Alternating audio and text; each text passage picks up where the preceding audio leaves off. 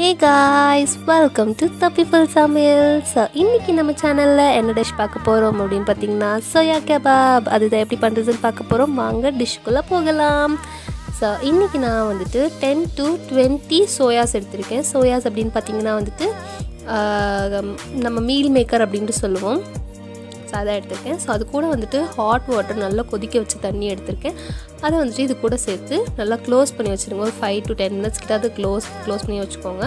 அது வந்துட்டு நல்லா அந்த சுடு தண்ணியில் ஊறி அதில் இருக்கிற அது வந்துட்டு ரொம்ப ஹார்டாக இருக்கும். ஃபஸ்ட்டு நம்ம தண்ணியில் போட்டு நல்லா ஊற வச்சுட்டதுக்கப்புறமா சுடு தண்ணியில் போட்டு ஊற வச்சதுக்கப்புறமா நல்லா சாஃப்ட் ஆகிடும். ஸோ அதில் இருக்கிற எக்ஸஸ் வாட்டரை வந்துட்டு நம்ம ஸ்குவீஸ் பண்ணி எடுத்துடலாம்.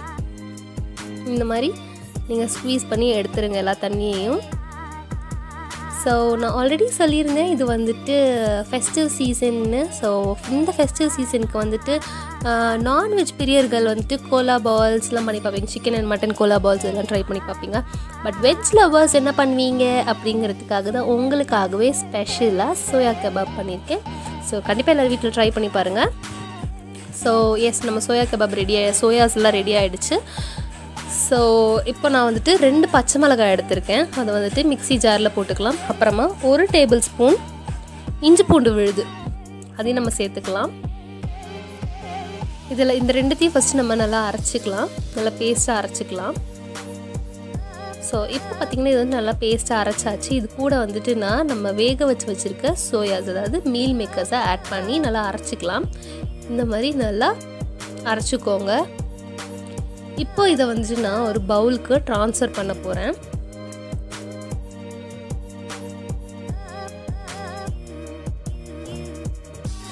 ஸோ இப்போ இந்த நம்ம அரைச்சி வச்சுருக்கிற இந்த மீல் மேக்கர், பச்சை மிளகாய் அண்ட் ஜிஞ்சர் கார்லிக் பேஸ்ட், இஞ்சி பூண்டு பேஸ்ட், இந்த கலவையை வந்துட்டு ஒரு பவுலுக்கு ட்ரான்ஸ்ஃபர் பண்ணிவிட்டு அந்த பவுலில் வந்துட்டு நான் ஒரு பெரிய வெங்காயம் சின்னதாக நறுக்கி வச்சுருக்கேன். அந்த வெங்காயம், அதுக்கப்புறமா 1 tablespoon chaat masala add பண்ண போகிறேன். அப்புறமா 1/4 tablespoon garam masala, 1 tablespoon மிளகாய் தூள் ஆட் பண்ணிக்கிறேன். அதுக்கப்புறமா தேவையான அளவு உப்பு சேர்த்துக்கலாம்.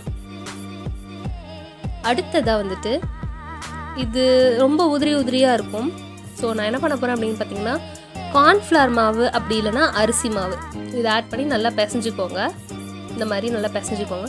ஸோ இப்போ வந்துட்டு இது சின்ன நீங்கள் பால்ஸாக பண்ணாலும் சரி, இல்லை இந்த மாதிரி கட்லெட் ஷேப் நீங்கள் பண்ணிக்கிட்டாலும் சரி, இந்த மாதிரி நீங்கள் தட்டி நல்லா ஆயிலில் போட்டு டீப் ஃப்ரை பண்ணி எடுத்துக்கோங்க. நம்ம ஆல்ரெடி வந்துட்டு மீல் மேக்கரை வந்துட்டு வேக வச்சுருக்கோம்.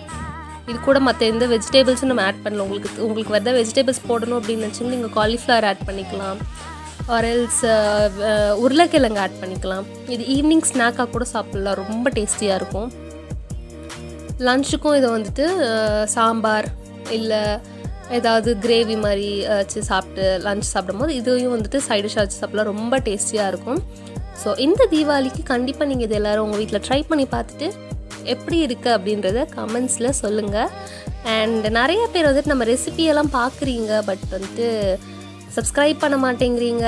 ஸோ மறக்காமல் நம்ம சேனலை சப்ஸ்கிரைப் பண்ணுங்கள். அப்போ தான் நான் போடுற ஒவ்வொரு வீடியோஸும் உங்களுக்கு வரும்.